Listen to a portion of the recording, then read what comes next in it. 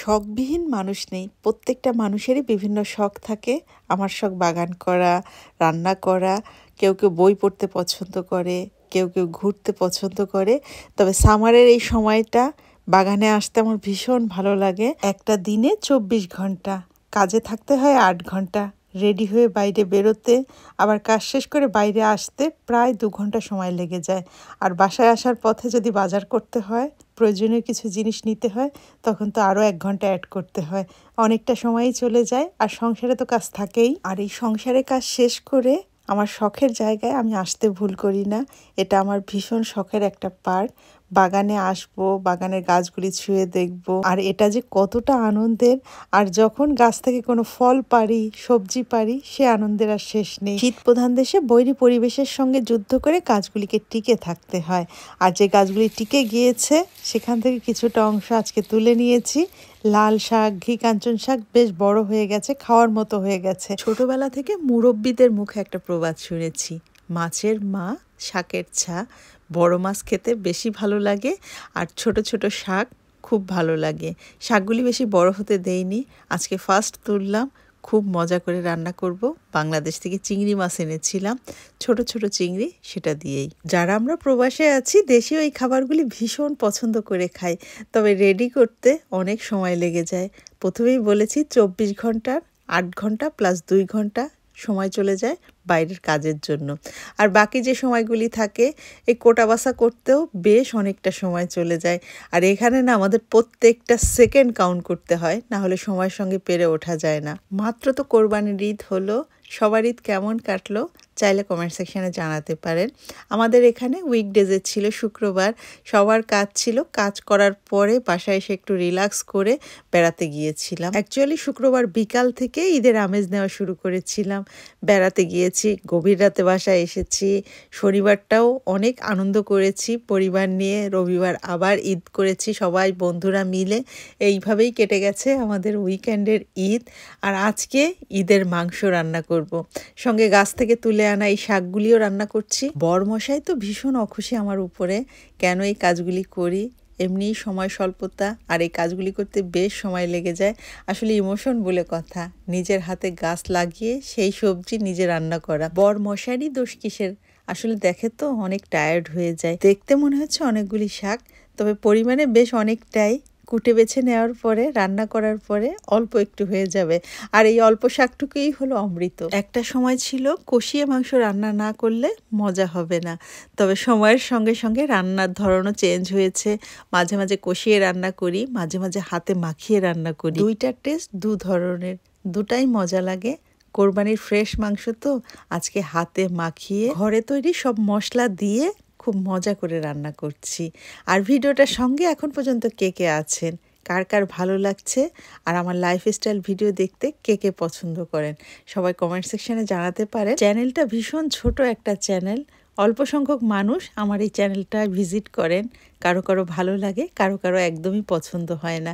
তবে যাদের ভালো লাগে তাদের মধ্য থেকে আজকে কেউ যদি নতুন হয়ে থাকেন, প্লিজ একটা লাইক দিয়ে ভিডিওটা কন্টিনিউ করবেন। আর চাইলে ফ্যামিলি ফ্রেন্ডসদের মাঝে শেয়ার করতে পারেন। খুব ভালো লাগলে নেক্সট ভিডিও দেখতে চাইলে চ্যানেলটি সাবস্ক্রাইব করে পাশে থাকা বেল অপশানটি অন করে দিতে পারেন। হাতে মাখিয়ে মাংস রান্নার মজার একটা টিপস আছে, যেটা আমি সবসময় ফলো করি। সব মশলাগুলি দিয়ে হাতে খুব সুন্দরভাবে প্রায় 10 মিনিটের মতো সব মশলাগুলি একসঙ্গে মাখিয়ে মাংসের সাথে মিশিয়ে দেই। আর তারপরে আধা ঘন্টার জন্য রেস্টে রাখি। চুলার আঁচ মিডিয়াম টু লোতে রেখে উইদাউট পানিতে রান্না করে নিতে হবে। খেয়ে দেখবেন কতটা মজা। অবশ্যই কিন্তু ট্রাই করবেন। এখন তো সবার বাসায় কোরবানির মাংস আছে। বয়স 4 মাসের বেশি হয়ে গেছে। ইয়ানার পছন্দের বাজেলিক। আর আমি করি কি, এখানে একটু পানি দিয়ে তারপরে গাছটাকে বাঁচিয়ে রাখি। পানি শুকিয়ে গেছে।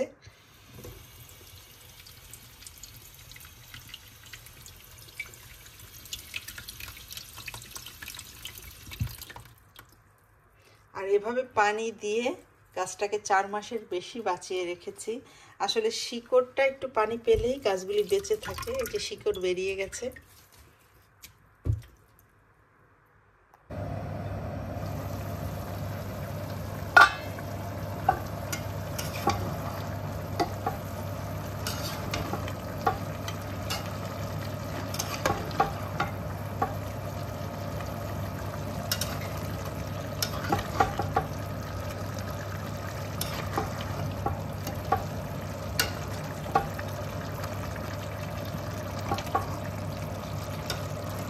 অনেক বড় একটা কাজ শেষ করেছি।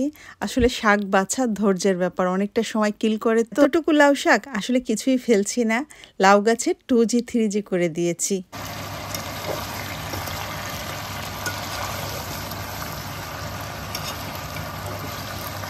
মাঝে একটু টমেটোও দিয়ে দিয়েছি। মাংস রান্নায় সবসময় আমি একটু টমেটো দেই, পাকা টসটসে টমেটো। আর তেল উঠে যাওয়া মানে মাংস কষানো হয়ে যাওয়া। মাংস সুন্দরভাবে কষানো হয়ে গেছে। কলিজা কে কে পছন্দ করেন? তবে বেলজিয়ামের যে কলিজাগুলি সুপারমার্কেটে কিনতে পাওয়া যায় মাংসের দোকানে, সেগুলি বাংলাদেশের মতো কিন্তু টেস্ট না। এখানের কলিজা থেকে একটা দুর্গন্ধ আসে। তবে কোরবানির কলিজা তো, এটা থেকে আর দুর্গন্ধ আসবে না। আর এ কারণেই ফ্রেশ রান্না করে ফেলছি।